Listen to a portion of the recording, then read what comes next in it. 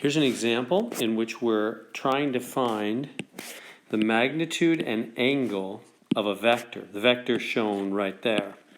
Oops, it's a funny arrow there. So this vector right here, we're trying to find the magnitude and the angle. Now the magnitude is pretty simple. We've done that before. Let me come over here and do that again. So magnitude, I think we know how to do.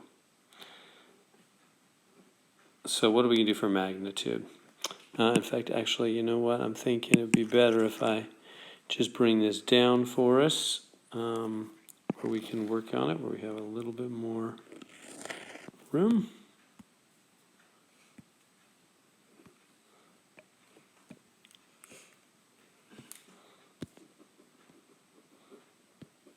Okay, so magnitude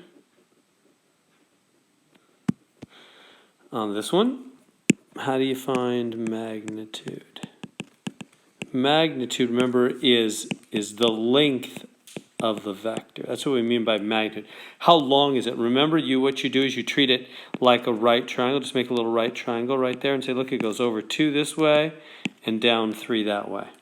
So the magnitude, the length, equals the square root of x squared plus y squared. It's a Pythagorean theorem, basically, right?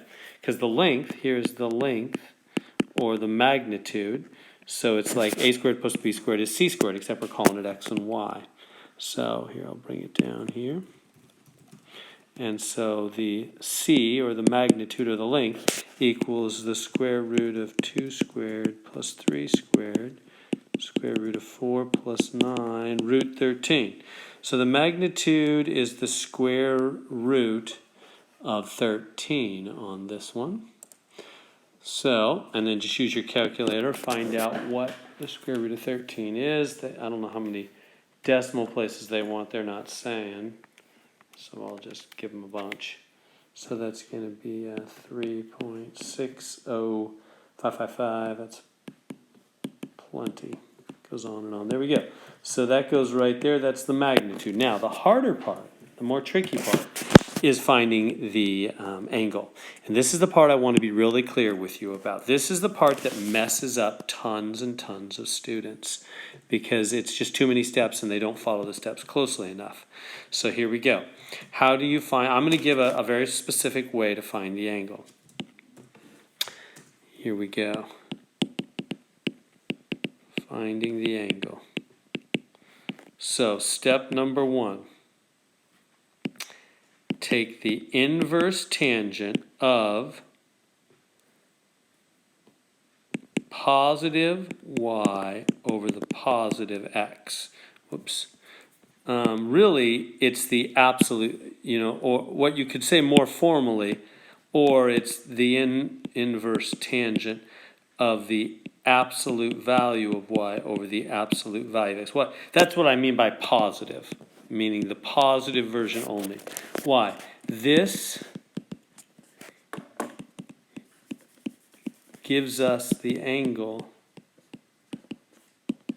in the first quadrant. You see, when you make the x, let me see, in the first quadrant, when you make the x and the y both positive, that's first quadrant. Remember, all students take calculus, right? All trig functions are positive here. Students take calculus. So all the trig functions are positive in the first quadrant.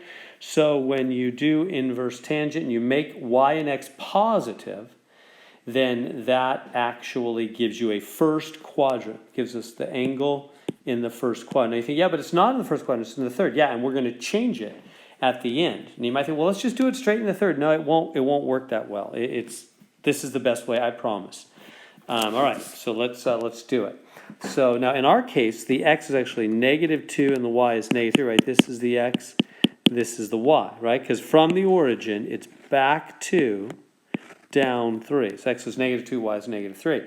But I'm actually going to make that inverse tangent of positive, the y value first, 3, over the x value, 2. Positive 2. Why? Why am I doing that? Because this angle here, theta, I'm calling that angle theta. Remember what theta, remember the SOHCAHTOA stuff? Remember SOHCAHTOA? What is TOA tangent? is opposite, this side is opposite, this side is adjacent. Over here is the hypotenuse, huh? So tangent of theta is opposite, which is y, over adjacent, which is x. Tangent is opposite over adjacent, tangent is y over x. So if I take inverse tangent of y over x on my calculator, make sure you are in degree mode. Degree mode, why? Because they want degrees here. So make sure you're in degree mode. Okay, I am. Tangent inverse of positive 3 over positive 2, 3 over 2, is 56.3099 degrees. Now careful, that's not our final answer. What is that? That's this angle right here, isn't it? That's that angle right there. Is that making sense? Let me draw it in a different color. That's this angle right, oh, sorry, I didn't get that. All right, that's this angle right here. That's what the 56 degrees is. Well, why isn't that my answer? Because they want the angle for this vector. What I mean, isn't that it? No. Angles are always from 0 degrees, properly rendered, all the way to there. That's really theta.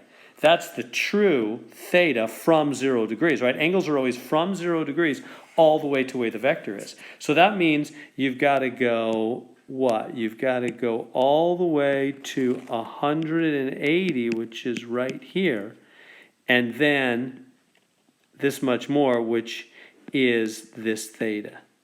Yeah, let me back up on that. I think it's easier just to put it right here. Do you see that? Maybe I should do it right here. It's all the way to 180, and then it's theta more. So in other words, you just got to add 180 to this. Do you see that? So what am I going to get? Use your calculator. And I'm getting 236.3099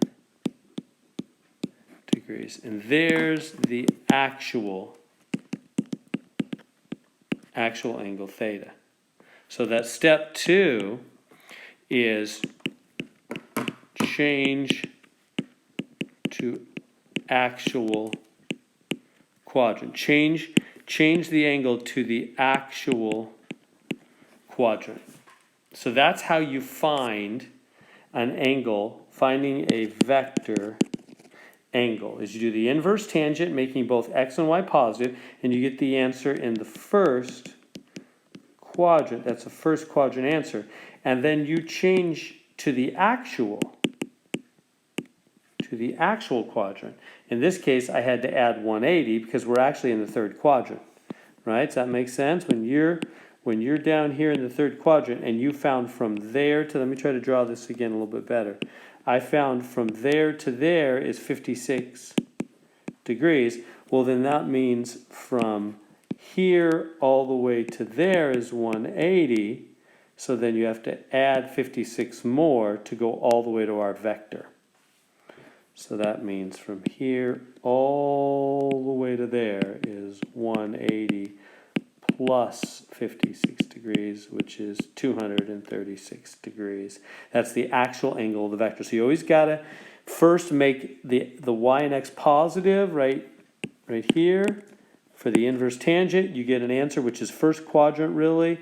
Then you change it to the actual quadrant to find the true angle from 0 degrees all the way to your vector. That's the real angle of the vector, 236 degrees. So remember those two steps. You got to do both of them.